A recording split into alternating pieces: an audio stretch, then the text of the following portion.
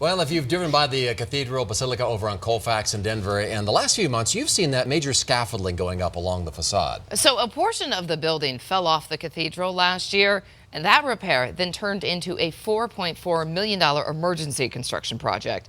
Denver 7 anchor Shannon Ogden takes us to the top. One Sunday in April, between masses, that grape cluster fell.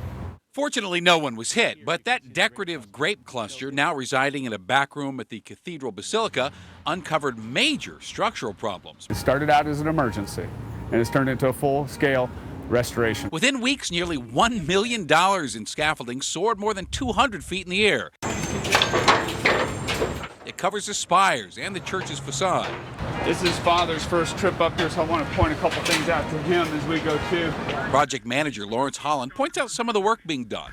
The big deal is that pinnacle there on the left side. That is the worst of the whole project. Holland took us above the bell tower. All the mortar's been removed and replaced. We've done stone graphing every location we can. We will antiquate some of these so they match a little bit better. We're on top of the world now. On the ground are replacement stones ready to be hoisted up. They take days of carving and even more time to match them to the 100-year-old stones they'll be placed next to. We use a product that's called liquid dirt, and it's applied topically, and it'll actually tone this down to where it matches the rest of the building.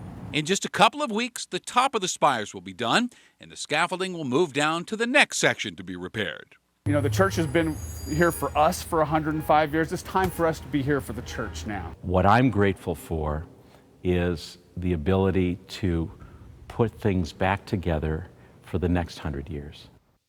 Now, the project is being paid for with some savings, but they're also asking for donations from anyone who has been touched by that cathedral.